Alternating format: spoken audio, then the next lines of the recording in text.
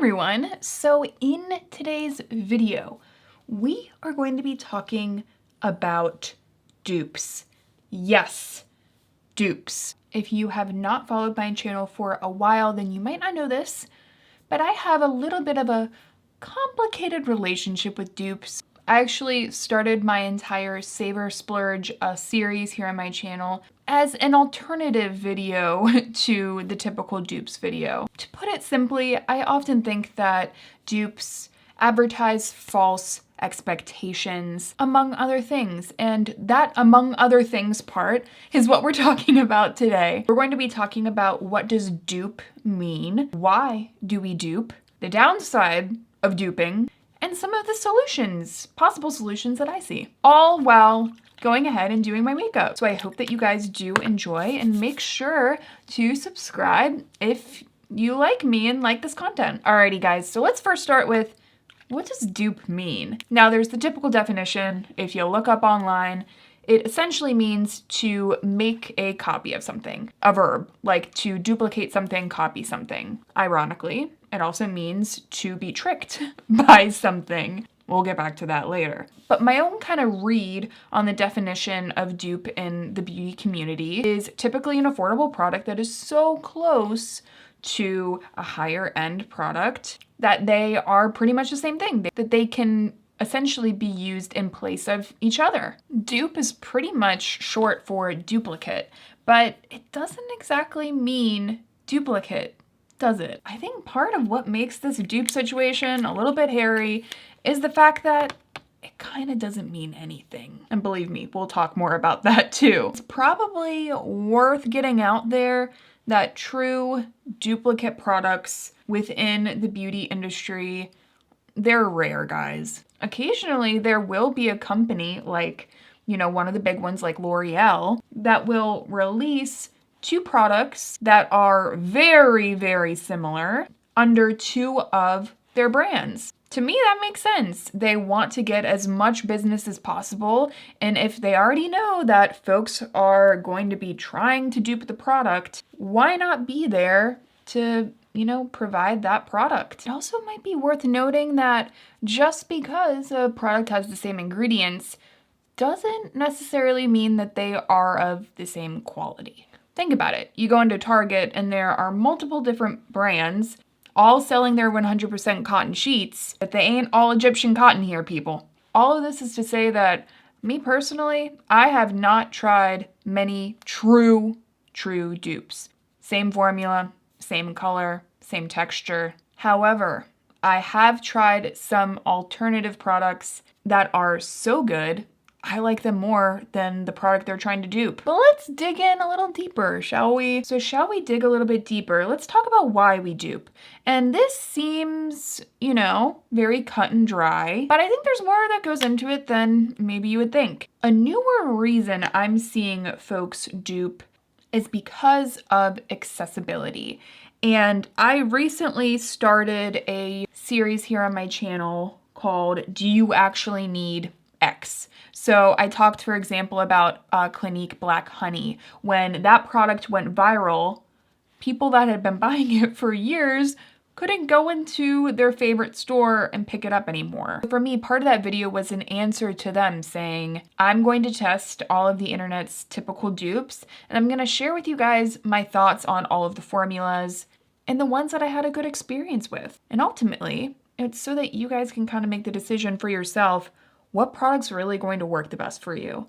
Because I don't think it's a secret, there are some affordable products that just perform better than high-end. So accessibility, I think, is pretty huge. And not only accessibility as, what I can actually get my hands on in store, but also knowing that there are some people that watch my channel and consume internet content that can't get all the products that I talk about. So I think part of the reason we try to do products is to be able to have access to a product that maybe doesn't even ship to where you are. Another reason is more and more, we want to feel good about where we're putting our money. And if there's a product that we are really interested in, but we don't necessarily align with the brand, I mean, we've certainly seen this, right? Trying to find a dupe for that product really opens up the door to still being able to love and enjoy a formula while not feeling bad about where your money's going. Another reason I think we dupe is, well, not all of us want to invest a lot of money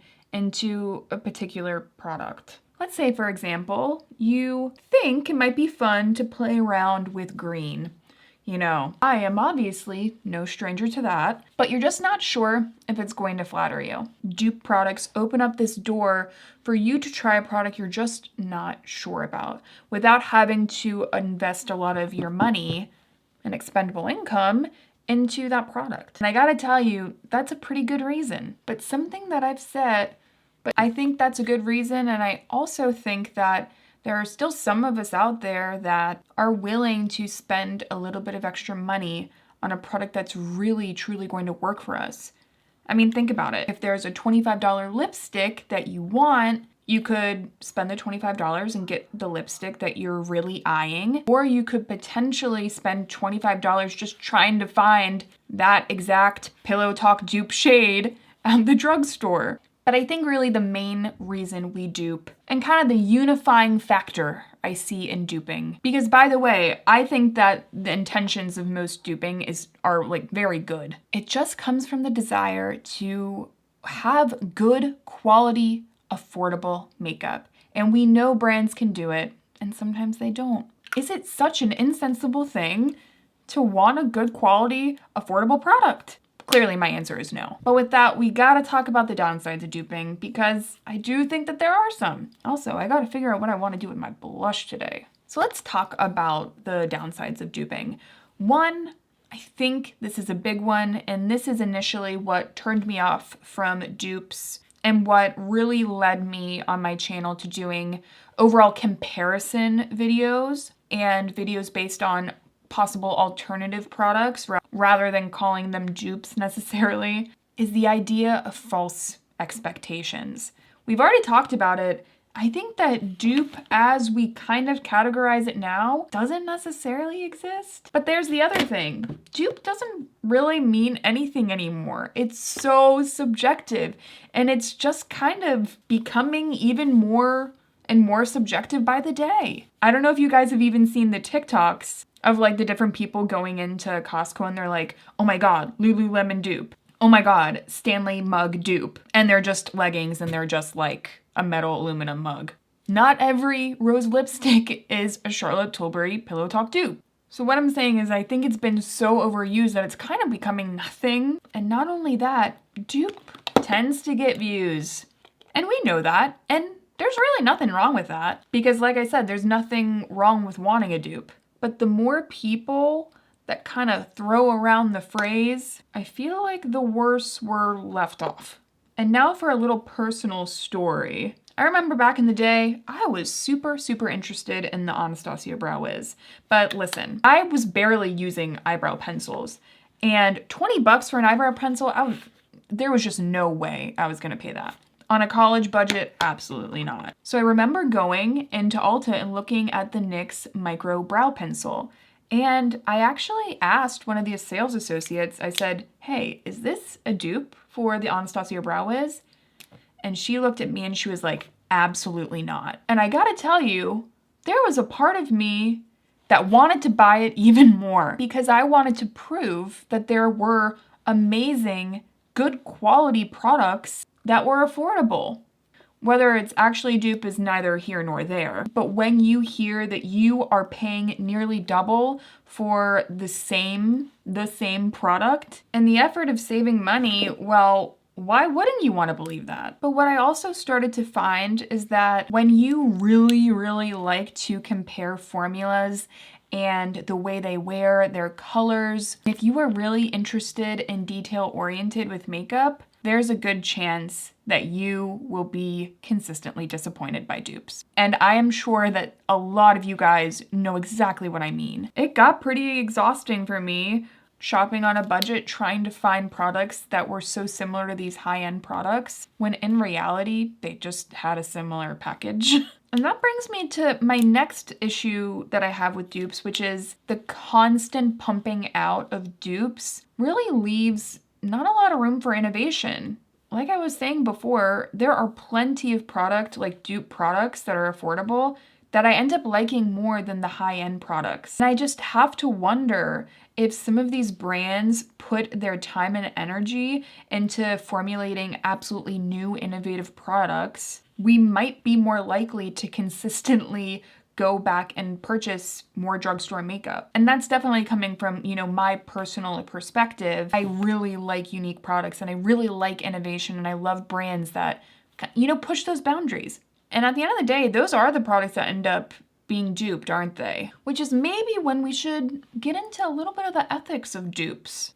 I was talking to my sister about this dupe kerfuffle, and we were kind of talking about it in the way of like, when you go to Walmart, for example, and you pick up cornflakes, we all know that they aren't Frosted Flakes. Sometimes they taste exactly the same. But you know how sometimes you get a generic version that is supposedly made at the same place that the other item is made at, but it's just not the same? That exists too.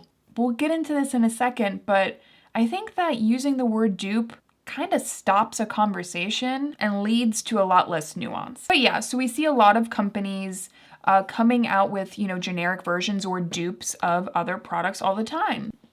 It's just capitalism. But what about big brands duping smaller indie brands and people buying those products? My stance is, and will pretty much always be, is that I leave all of my empathy to the consumer in almost every single circumstance. And that's not to say that indie brands don't get the short end of the stick, because they 100% do. But I really don't like criticizing consumers. I don't believe in shaming someone for buying a dupe, even if it is an indie brand dupe, if they can't afford that product. I leave my empathy for individuals with their hands tied in a messed up capitalist system. I think it's important to stop shaming people, because almost every day I start to realize that we are all really trying to do our best.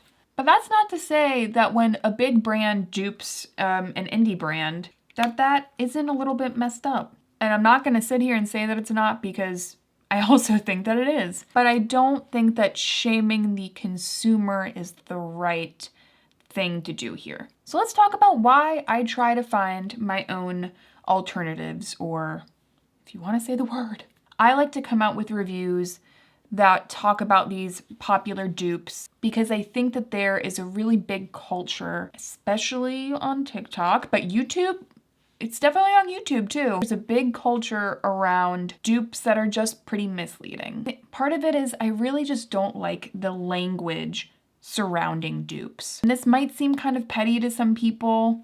That's totally okay. Maybe a lot of these dupe purchases are pretty low stakes for you, but it definitely isn't for everyone. And like I was saying before, calling something a dupe or saying that it's, the same thing, in a sense duplicate, it ends the discussion for nuance that could ultimately be helpful for everyone. And it also eliminates the possibility that the more affordable product could literally be better in some instances. And it also eliminates the discussion surrounding there are some high-end products that are just better than affordable products. And I hate to be the messenger, but I think we all know that that's true. And part of the reason I decided to do my Save or Splurge series on my channel, or even my Buy This Not That series as well, is that for me, I am personally willing to spend more money on a product that I know I will use up and love and enjoy, and that truly performs. Like, I'm going to use the same example I've been using over and over. If it's the same shade as Charlotte Tilbury Pillow Talk, but it's a completely different formula that I don't like, then it was kind of a waste. And ultimately, I just want to find what truly performs. But I gotta be honest, if there's someone that's calling a product a dupe, while also acknowledging the differences between the products that they're trying to dupe, I don't really have an issue with it at all, because they've created a new baseline and expectation and a new definition of what dupe is to them, in an effort to be honest and in an effort to truly keep whoever they're speaking to informed. The e.l.f. Sheer Slick Lipstick in Black Cherry is not a perfect dupe for Black Honey, but I prefer it and I think it looks better. So why is the fact that it isn't a perfect dupe a bad thing? Why can't it be good on its own merit? And who knows, maybe you also have mixed feelings about dupes, dupe content, dupe videos, but you still click on them. You could also be like me. You have a very complicated relationship with dupes, but I will also buy almost every single one of them, if not to just disprove. But you know, there's always a little hope. A lot of it is about just monitoring expectations, asking the questions as much as you can, and expecting what you deserve. For me, we all deserve a little more nuance in our lives. So I'm done getting ready. I hope that you guys did enjoy the video. Please feel free to let me know your thoughts down below. And I'll also leave all the makeup that I was applying throughout the video down below as well. Thank you guys so much for watching, and I will see you in my next one.